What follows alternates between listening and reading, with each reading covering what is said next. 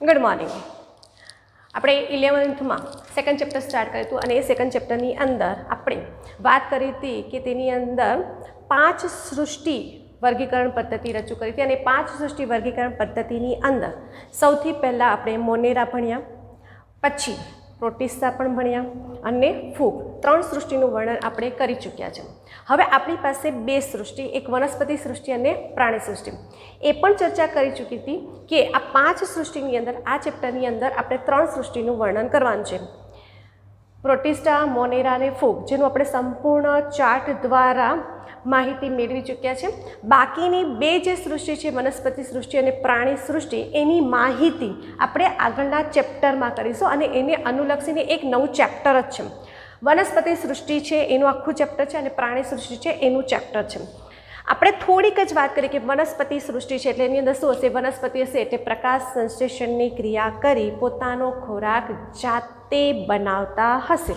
અને આ જે વનસ્પતિ છે એ વનસ્પતિ આપણને 2 પ્રકારની હોય, અપુષ્પી અને સપુષ્પી. એટલે કે જેનામાં જીવનકાળ દરમિયાન પુષ્પ જોવા મળે તેને સપુષ્પી વનસ્પતિ કહેવાય અને જેનામાં જીવનકાળ દરમિયાન ક્યારેય પુષ્પ જોવા ન મળે તેને અપુષ્પી વનસ્પતિ તરીકે ઓળખવામાં આવે છે.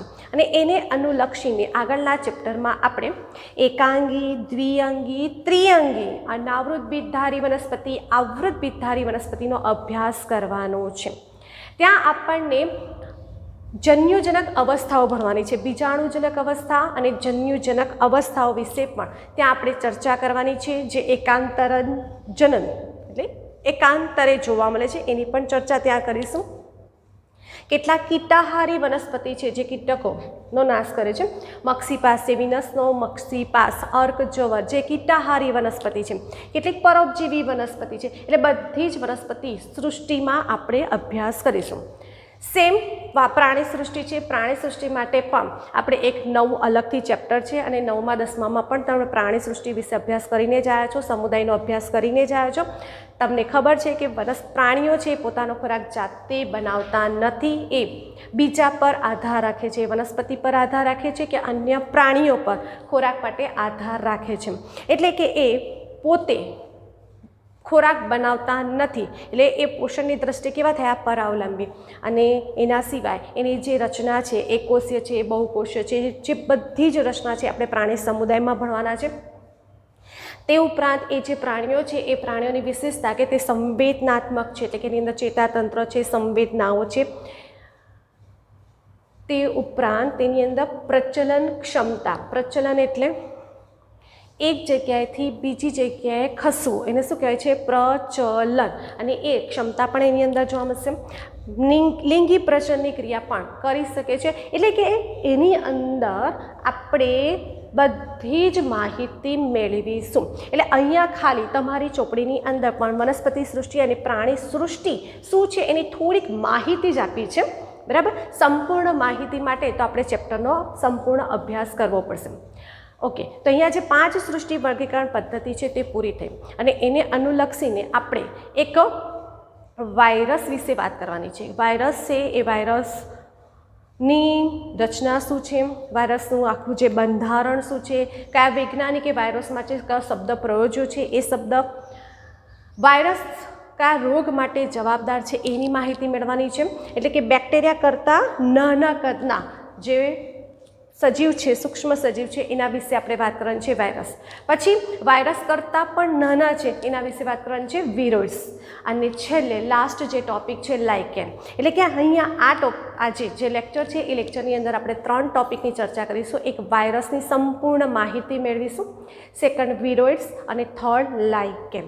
અહીંયા શરૂઆત કરીએ તો વાયરસની વાત કરીએ તો વાયરસ છે એ વાયરસ શું છે? પહેલાં તો શબ્દ મુકાય. એ વનસ્પતિ છે, પ્રાણી છે, આપણે સૃષ્ટિ, અલગ સૃષ્ટિ. તમે જો મોનેરાને અલગ સૃષ્ટિ એટલે કે પ્રોટિસ્ટા છે, પછી ફૂગ છે, બધાની એક અલગ અલગ સૃષ્ટિ મૂકી દીધી, બરાબર. તમે આખો સમજ મેળવી 5 સૃષ્ટિ વર્ગીકરણ પદ્ધતિ રજૂ કરી, પણ કોઈ જગ્યાએ તમને વાયરસનો શબ્દ વાપર્યો છે? કોઈ જગ્યાએ વાયરસનું સ્થાન છે, એટલે કે વાયરસનું કોઈ સૃષ્ટિમાં સ્થાન નથી, એક એની પોતાની એક રચના છે. કેમ સ્થાન નથી એના વિશે પણ આપણે વાત કરવાની છે. એટલે કે વાયરસ છે એ વાયરસનું કોઈ સૃષ્ટિ વર્ગીકરણમાં કોઈ જગ્યાએ સ્થાન નથી, એવો પણ કોઈ કારણ પૂછાય તો તમારે ધ્યાનમાં રાખવાનો છે. આ જે વાયરસ છે એ અકોષીય રચના, એટલે કે પોતે કોષ રચના ધરાવતા નથી. આપણે એવું કીધું હતું કે કોઈ પણ સજીવ છે એ કોષી હોય કે બહુકોષી હોય. બેક્ટેરિયા પણ વાત કરી હતી તો આપણે એવું કીધું ગોલાણું, દંડાણું, વકરાણું, સરપાણું એની પણ વાત કરી હતી. પણ વાયરસ છે તો એ વાયરસનું કોઈ કોષીય રચના ધરાવતા નથી. અને એ શું કરે છે કે જે જીવન સજીવ છે ને એ જીવન સજીવની બહાર નિષ્ક્રિય રીતે જીવન જીવે છે અને એ યજમાનને ચેપ લગાડી દે.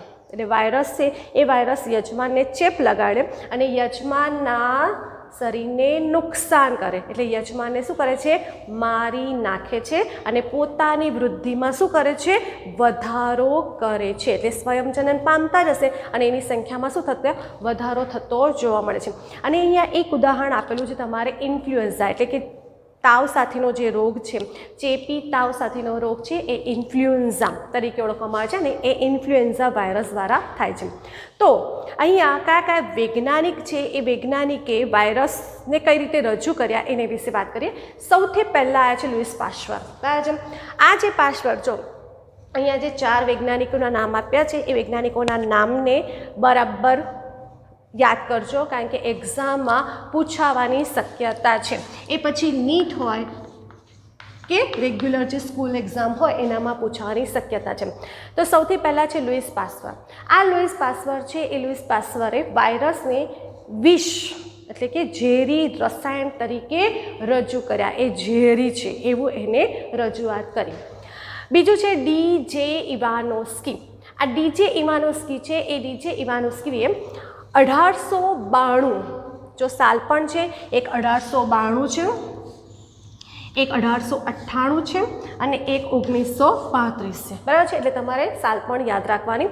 તો ડી.જે. ઇવાનોસ્કીએ 1892માં તમાકુમાં એક રોગ જોયો અને એ જે તમાકુના રોગમાં જ્યારે એમને માહિતી મેળવી ત્યારે એક ક્રિમી રોગ જોવા મળ્યો અને એ જે રોગ છે એ રોગને કારણે રોગ થયો તમાકુમાં અને એને કારણે એનું નામ આપ્યું ટોબેકો મોઝેક વાયરસ. અને આ જે ટોબેકો મોઝેક વાયરસ છે એને કારણે જે નામ આપ્યું તમાકુમાં ક્રિમી રોગ માટે જવાબદાર છે જે virus mosaic disease tobacco of. બરાબર. તો 1892માં ડી.જે. ઇવાનોસ્કીએ તમાકુના ક્રિમી રોગ માટે વાયરસ જવાબદાર છે અને તેને એમને કીધું મોઝેક ડિસીઝ ટોબેકો ઓફ, એટલે કે tobacco mosaic virus, TMV, tobacco mosaic virus. તમારી ચોપડીની અંદર એની આકૃતિ આપેલી છે, આપણે એની આગળ ચર્ચા કરીશું. ત્રીજો છે MWBE. બેઇઝેરેનિક. આ જે છે એમને 1898માં પ્રયોગ કર્યો અને 1898માં એમને પ્રયોગ કર્યો ત્યારે તમાકુના જે રોગગ્રસ્ત, જે સંક્રમિત છોડ હતા એ છોડનો અભ્યાસ કર્યો અને એવું કીધું કે જ્યારે આ રોગગ્રસ્ત છોડ છે ને એ છોડ બીજા તંદુરસ્ત છોડને પણ ચેપ લગાડી શકે છે. એટલે 1898માં બેઇઝેરેનિકે શેના પર અભ્યાસ કર્યો? રોગગ્રસ્ત છોડ પર, અને એના પર પ્રયોગ કર્યા અને એમને દર્શાવ્યું કે આ જે સંક્રમિત છોડ છે તે સામાન્ય છોડ એટલે કે તંદુરસ્ત છોડને ચેપ લગાડી શકે છે અને આ જે લગાડવા માટે જે જવાબદાર રસાયણ છે એને કીધું ચેપકારક જીવંત રસાયણ. રોગ માટે જવાબદાર છે અને એ રોગ માટે જવાબદાર છે એને શું કીધું છે? ચેપકારક જીવંત રસાયણ, જેને કીધું છે કોન્ટાન્ઝિયમ બાઇવમ ફ્લુઇડમ, IMP. કોન્ટાન્ઝિયમ બાઇવમ ફ્લુઇડ એટલે કે એક ચેપકારક જીવંત રસાયણ છે અને એનું જે શોધ હતી કોણે કરી હતી? MW બેઇઝેરેનિક. ચોથો છે WM સ્ટેનલી અને આ WM સ્ટેનલી છે એને એવું કીધું 1935ની અંદર વાયરસ છે એ વાયરસને સ્ફટિકમય બનાવી શકાય છે એવું નિર્દેશ કર્યો. વાયરસને સ્ફટિકમય બનાવી શકાય છે એવું એમને નિર્દેશ કર્યો અને એ વાયરસ પ્રોટીન ધરાવે છે અને યજમાન પર અસર કરે છે. આ માહિતી કોણે આપી છે? WM Stanley. અહીંયા તમે જો કે વાયરસ છે એ વાયરસ બેક્ટેરિયા કરતાં પણ નાના છે અને એ બેક્ટેરિયો પ્રૂફ ફિલ્ટરમાંથી પસાર થઈ શકે છે. આપણે ગાળણ કરીએ, ફિલ્ટર પેપરથી ગાળણ કરીએ તો શું થાય? ઉપર કચરો રહી જાય, બરાબર છે, અને નીચે નિશ્ચન એટલે ચોખ્ખું પાણી રહી જાય, બરાબર, એટલે ગાળણ કરીએ છીએ.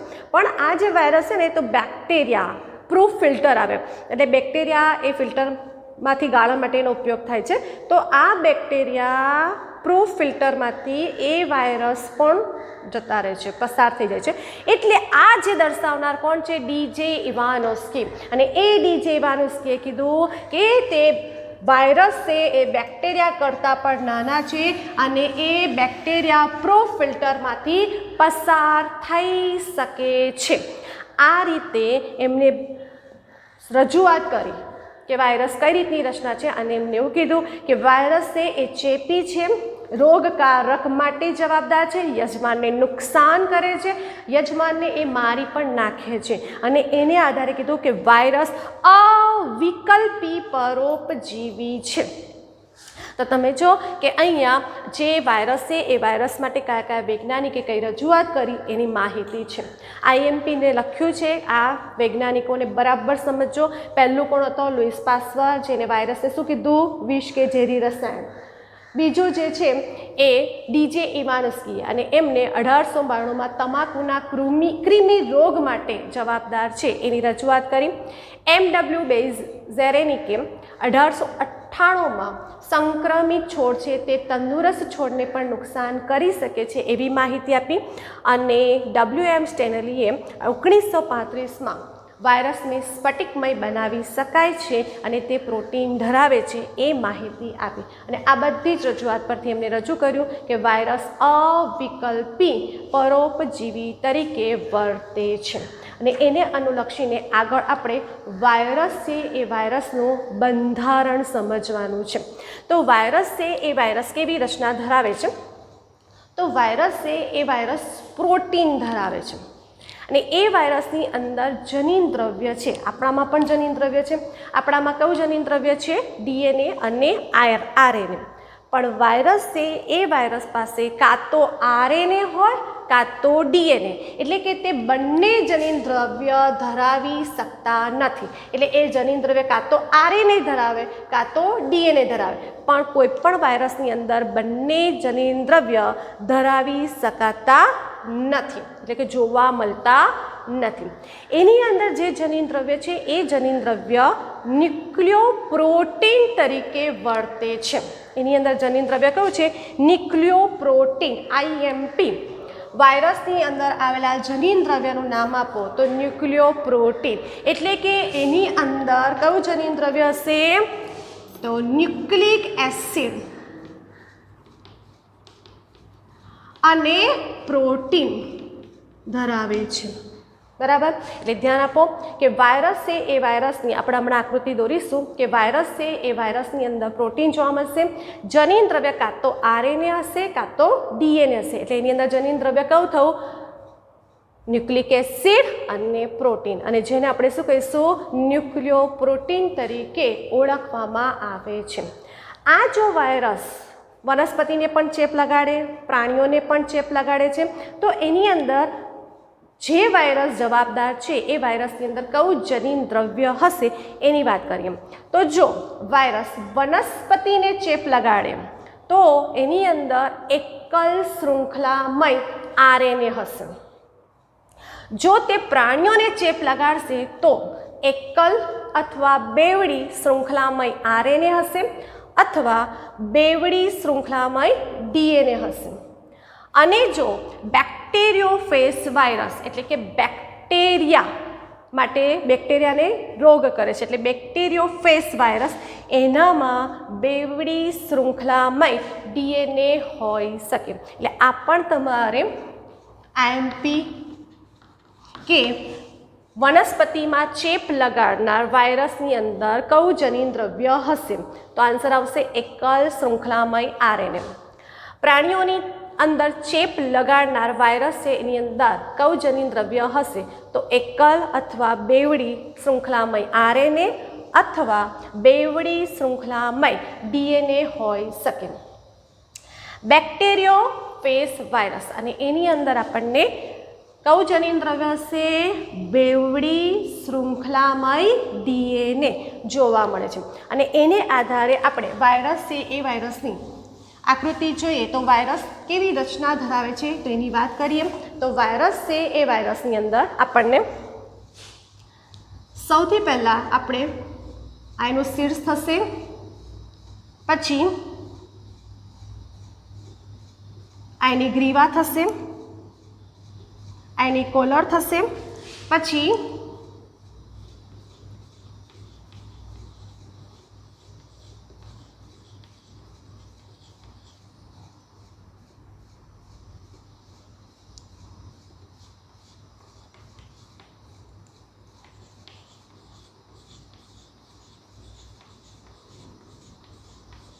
એની અંદર આપણને તકતી જોવા મળશે અને એની અંદર આવી રીતે પૂછ તંતુઓ જોવા મળશે. તો વાયરસ છે એ વાયરસ બેક્ટેરિયોફેજ વાયરસ અને બેક્ટેરિયોફેજ વાયરસ અલગ અલગ પ્રકારના હોય. T1, T2, T3 એવા T2 ફેસ વાયરસ તરીકે ઓળખવામાં આવે છે. અને તેની અંદર આપણને સૌથી પહેલાં પ્રોટીનનું આવરણ જોવા મળશે. આ પ્રોટીનનું આવરણ જેને કેપ્સિડ આવરણ તરીકે ઓળખવામાં આવે છે. પ્રોટીન આવરણ જેને કેપ્સિડના આવરણ તરીકે ઓળખવામાં આવે છે. આ જે કેપ્સિડ છે એ કેપ્સિડ તેની અંદર રહેલું જે જનીન દ્રવ્ય કાં તો ડીએનએ કે આરએનએ, હમણાં આપણે વાત કરી કે બેક્ટેરિયોફેજની અંદર જનીન દ્રવ્ય કયું છે? ડીએનએ. અને કેવી શૃંખલા ધરાવતા હશે? બેવડી શૃંખલા રચના ધરાવતા હશે. એટલે અહીંયા જનીન દ્રવ્ય છે એટલે કેપ્સિડ છે એ કેપ્સિડ આવરણ તેના અંદર આવેલા જનીન દ્રવ્યના રક્ષણનું કાર્ય કરે છે. પછી અહીંયા તેની નીચે આપણને નાના નાના એકમોના કેપ્સોમિયરનું બનેલું જોવા મળે છે. નાના નાના એકમો ઉપએકમો ગોઠવાઈને શેની રચના કરાવે છે? કેપ્સોમિયરની રચના ધરાવે છે. અને નીચે એક તકતી હોય છે અને એના બધા કયા તંતુ હોય છે? પુચ્છ તંતુઓની રચના કરે છે. તો આ તમારે થઈ બેક્ટેરિયા ફેજ વાયરસની આકૃતિ. તો લખાણ આવશે એના બંધારણ કે બેક્ટેરિયા છે વાયરસ છે એ વાયરસની અંદર પ્રોટીન આવરણ છે. પ્રોટીન આવરણ તેની અંદર આવેલા જનીન દ્રવ્યનો રક્ષણનું કાર્ય કરશે. નાના નાના જે ઉપએકમો ભેગા થઈને કેપ્સોમિયરની રચના કરે છે અને એની અંદર જે તંતુઓ જોવા મળશે તેને પુચ્છ તંતુઓ તરીકે ઓળખવામાં આવે છે. આ જે વાયરસ છે એ વાયરસ ઘણા બધા રોગ માટે પણ જવાબદાર છે અને એ રોગ માટે જવાબદાર જે રોગો છે એને તમારે યાદ રાખવાના છે. સૌથી પહેલાં છે ગાલપચોળિયું, બીજું છે બળિયા જેને સ્મોલ પોક્સ કહેવાય, વિસર્પિકા જેને હર્પીસ તરીકે ઓળખવામાં આવે, શરદી સાથેનો તાવ જેને ઇન્ફ્લુએન્ઝા કહેવાય અને એડ્સ એ પણ વાયરસથી થતો રોગ છે. તો વાયરસથી થતા રોગના નામ આપો તો તમારે એક છે ગાલપચોળિયું, બીજું બળિયા, ત્રીજું વિસર્પિકા, શરદી સાથેનો તાવ અને એડ્સ. વનસ્પતિમાં પણ રોગ માટે જવાબદાર છે અને અહીંયા થોડાક નામ છે ને જોઈએ. સૌથી પહેલાં છે ક્રિમીર રચના, મોઝેક ફોર્મેશન. બીજું છે પર્ણવલન. તો તમને ગુજરાતી શબ્દ થોડોક અલગ લાગે પણ એને જો અંગ્રેજી શબ્દ લીફ રોલિંગ એટલે પર્ણ છે એ વળી જશે. પર્ણકુંચન એટલે લીફ કર્લિંગ એટલે પર્ણ કરલી જેવા થઈ જશે. બરાબર. પાંડુવર્ણ જેને યલોઈંગ એટલે કે કેવા રંગના થઈ જશે? પીળા કલરના થઈ જશે. શીરા સ્પષ્ટતા એટલે એની અંદર શીરા છે એ શીરાઓ જોવા મળશે. વામનતા એટલે કે વૃદ્ધિ કેવી થઈ જશે એની? ઓછી એટલે કે છોડ કેવા થઈ જશે?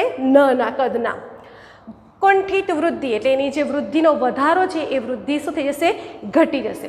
તો આ રીતે વાયરસથી થતા રોગ છે એ વાયરસથી થતા રોગ વિશે પણ માહિતી મેળવવાની. એક છે ગાલપચોળિયું, બીજું વિસર્પિકા, શરદી સાથેનો તાવ, એડ્સ, અને વનસ્પતિમાં એક છે કૃમિ રચના, બીજું પર્ણવલન, લીફ રોલિંગ, પર્ણકુંચન, લીફ કર્લિંગ, પાંડુવર્ણ, યલોઇંગ, શીરા સ્પષ્ટતા, ડ્રાફ્ટિંગ અને કુંઠિત વૃદ્ધિ એ વાયરસથી થતા રોગ છે. તો આ રીતે વાયરસથી જે થતા રોગો છે એ મોસ્ટ ઇમ્પોર્ટન્ટ થયા. બરાબર. જ્યારે કદાચ ગુજરાતી શબ્દ ના સમજ પડે તો કાઉન્સમાં અંગ્રેજી શબ્દને પણ તમે જોઈ લેજો તો સરળતા રહેશે. અહીંયા બળિયા છે સ્મોલ પોક્સ, વિસર્પિકા એટલે હર્પીસ. બરાબર છે. અહીંયા પર્ણવલન અને પર્ણકુંચનમાં પર્ણલોનિંગ, પર્ણકર્લિંગ એટલે કે તમે જ્યારે અંગ્રેજી શબ્દ જોશો એટલે તમને એનો મિનિંગ પણ સમજ પડશે. તો તમે જો કે વાયરસ છે એ વાયરસ વિશે આપણે ખાસી એવી માહિતી મેળવી ચૂક્યા. વાયરસ છે એ વાયરસની જે માહિતી કયા વૈજ્ઞાનિકે કઈ રીતે રજૂઆત કરી એ વિશે પણ વાત કરી. વાયરસનું બંધારણ આપણે જોયું. વાયરસ બેક્ટેરિયાના અસર કરે છે એટલે બેક્ટેરિયોફેજ વાયરસ તરીકે ઓળખવામાં આવે છે. અને બેક્ટેરિયોફેજ વાયરસની પણ આપણે આકૃતિ જોઈ લીધી. વાયરસથી થતા રોગ વિશે પણ વાત કરી. એનો મતલબ તમે જો કે વાયરસ છે એ વાયરસની પોતાની એક અલગ જ રચના છે. એને યજમાનને એ નુકસાન પહોંચાડે. અને આ ધ્યાન રાખજો કે જે વાયરસ છે બેક્ટેરિયોફેજ વાયરસ છે એ આગળના ચેપ્ટરો છે 12મા ધોરણમાં એ ત્યાં તમને બહુ જ કામ લાગશે. એટલે તમારે એને બરાબર સમજો, વાયરસની રચના સમજશો તો તમને 12મામાં એના જે ચેપ્ટર છે તેમને સરળતાથી સમજ પડશે.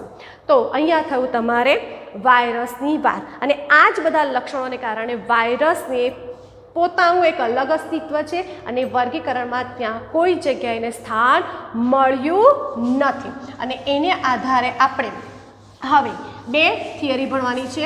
એક વિરોઇડ્સ અને બીજી લાઇકેન. વિરોઇડ્સની વાત કરીએ.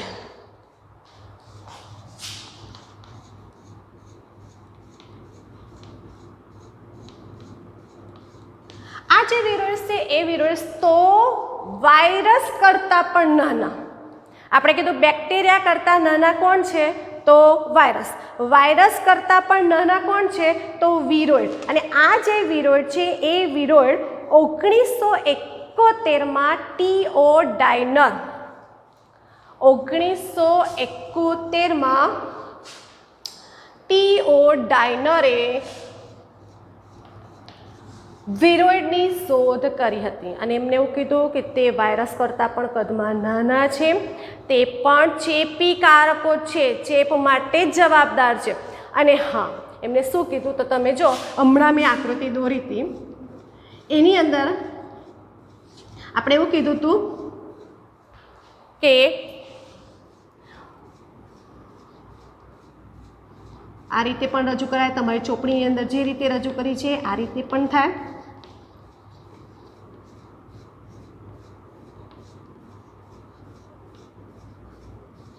અહીંયા આપણે એવું કીધું હતું પ્રોટીન આવરણ છે. આપણે એ વાત કરી હતી હમણાં જ. બરાબર કે વાયરસ છે એ વાયરસ એની પાસે પ્રોટીન આવરણ છે. બરાબર. પણ આ જે વિરોઇડ્સ છે એ વિરોઇડ્સની અંદર પ્રોટીન આવરણ નથી. એટલે અલગ થઈ ગયું, એની રચના અલગ થઈ ગઈ. એટલે કે વાયરસ છે એ વાયરસ પાસે પ્રોટીન આવરણ છે, જ્યારે આ વિરોઇડ છે એ વિરોઇડની અંદર પ્રોટીન આવરણનો અભાવ છે. એટલે કે એની અંદર જે આરએનએ છે આ આરએનએ કેવો હશે? મુક્ત હશે. કારણ કે એની અંદર પ્રોટીન નથી તો આરએનએ કેવું થઈ ગયું? મુક્ત જોવા મળે છે. તો આ થઈ તમારે વિરોઇડ્સની વાત. તો વિરોઇડ્સ છે એ વિરોઇડ્સ ટીઓ ડાયનરે 1971માં રજૂ કર્યું.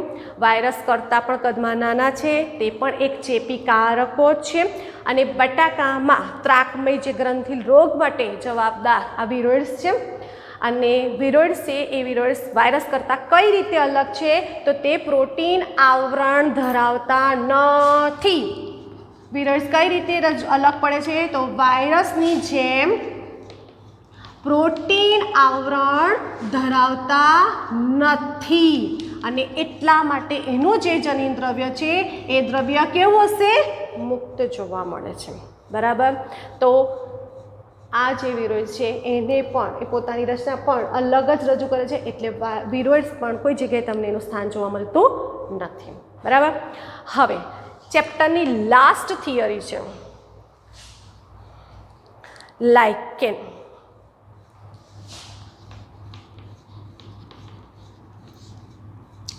આ જે લાઇકેન છે એ લાઇકેનની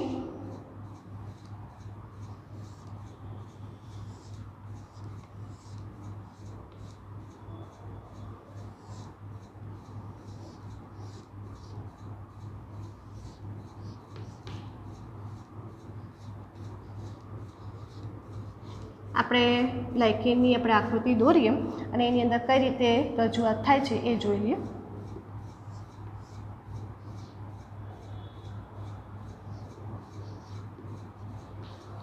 તો આ જે લાઇકેન છે એ લાઇકેનની અંદર આપણને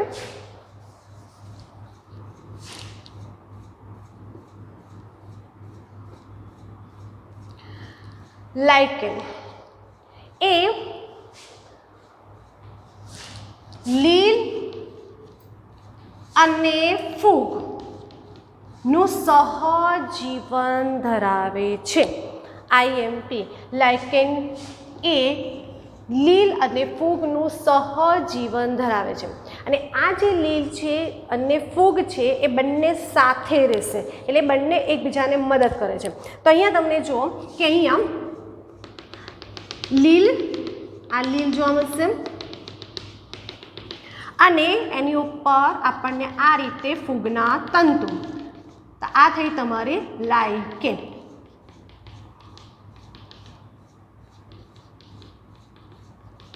તો અહીંયા તમારે થઈ લીલ અને આ જોવા મળશે બહાર ફૂગ. ને આ લીલ અને ફૂગ બંને સહજીવન ગુજારીને લાઇકેનનું નિર્માણ કરે છે. હવે આ બંને સાથે રહે છે તો બંને એકબીજાનું મદદનું કાર્ય કરશે. તો લીલ શું કરશે તો તમને પોતે જ ખબર છે કે લીલ કઈ ક્રિયા કરશે? પ્રકાશ સંશ્લેષણની ક્રિયા કરશે અને પ્રકાશ સંશ્લેષણની ક્રિયા કરી ખોરાક બનાવે છે અને એ ખોરાક કોને આપશે? ફૂગને આપશે. ક્લિયર? એટલે લીલ પ્રકાશ સંશ્લેષણની ક્રિયા કરી કોને આપે છે? ફૂગને આપે છે. તો ફૂગ શું કરશે? તો ફૂગ છે એ આશ્રય સ્થાન છે, બરાબર છે, પાણીનું શોષણ કરશે અને એ કોને આપશે? લીલને આપશે. તો આ રીતે બંને એકબીજા સાથે રહીને સહજીવન ગુજારે છે. અને આ જે લીલ છે એ લીલ પ્રકાશ સંશ્લેષણની ક્રિયા કરતા હોવાથી તેને ફાઇકોબાયોન્ટ તરીકે ઓળખવામાં આવે છે અને ફૂગને માઇકોબાયોન્ટ તરીકે ઓળખવામાં આવે છે. બરાબર છે. તો અહીંયા લાઇકેન છે એ લાઇકેન પણ પૂર્ણ થયું. તો જો લાઇકેન આગળ તમને એક આવશે કવકમૂળ. બરાબર છે. લાઇકેન કોનું સહજીવન છે? તો લાઇકેન છે લીલ અને ફૂગનું સહજીવન છે. આગળ આપણે ફૂગના ટોપિકની અંદર પણ વાત કરી હતી કે ફૂગ અને લીલ છે એ બંને જોડાઈને શું બનાવશે? લાઇકેનનું નિર્માણ કરશે અને ફૂગ અને મૂળ જોડાઈને શું બનાવશે? માઇકોરાઇઝોનું નિર્માણ કરશે, કવક મૂળનું નિર્માણ કરશે. એ ચર્ચા આપણે કરી ચૂક્યા છે અને એને અનુલક્ષીને લાઇકેન છે એ લાઇકેન છે એનામાં આપણે એની આકૃતિ જોઈએ. એની અંદર લીલ છે બે ડોટ ડોટ કરીને બતાવ્યું છે અને ફૂગના તંતુ બતાવ્યા છે. લીલ છે પ્રકાશ સંશ્લેષણની ક્રિયા કરી ખોરાક બનાવશે અને ફૂગને આપશે અને ફૂગ છે એ આશ્રયદાતા છે અને શું કરશે? પાણીનું શોષણ કરી અને કોણ આપશે? લીલને. ને આ રીતે સહજીવન ગુજારે છે. લીલના ઘટકોને ફાઇકોબાયોન્ટ અને ફૂગના ઘટકોને માઇકોબાયોન્ટ તરીકે ઓળખવામાં આવે છે. તો અહીંયા આજે જે પણ ટોપિક પત્યા એમાં વાયરસ, વિરોઇડ અને લાઇકેનની સંપૂર્ણ રચના આપણે ભણી ચૂક્યા. આખું ચેપ્ટર અહીંયા પૂર્ણ થયું છે. ચેપ્ટરની અંદર જ્યારે પણ મેં આઈએમપી ટોપિક કીધા છે, આઈએમપી શબ્દ લખ્યો છે એને બરાબર ધ્યાનમાં રાખજો અને તેને સમજવાની કોશિશ કરજો.